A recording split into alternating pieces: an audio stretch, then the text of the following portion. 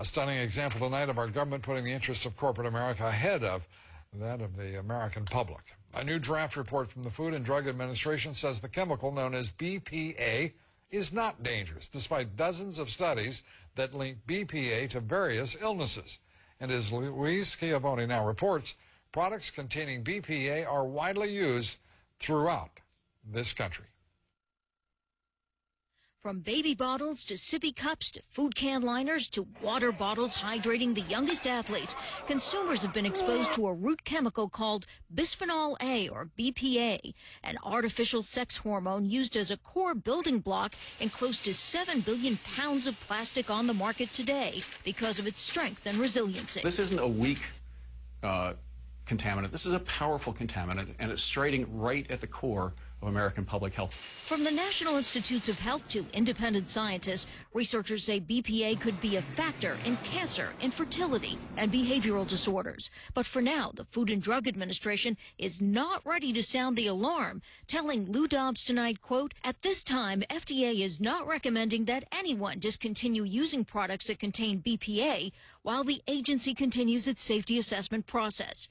However, if concerned consumers wish to avoid or limit their exposure to BPA, alternatives to PC baby bottles, such as glass bottles, are available, say health and environmental advocates. Yeah, but that's not fair, because the American public needs for the government to say there is a risk associated with this. Not as worried about the risk, go buy something else. It should be taken off the market. California is one of 13 states trying to take matters into its own hands. Get rid of it.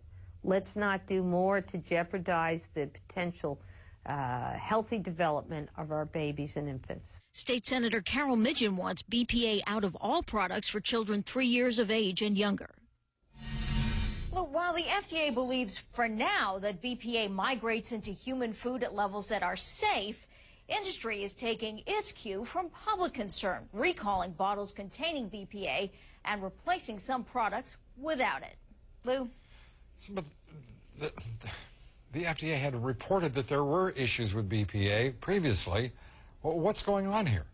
There was a report from the National Institutes of Health about a year ago that raised alarms because this is something that is used this was originally an artificial sex hormone, and there are concerns about prostate cancer, breast cancer, infertility, issues about ADD in children.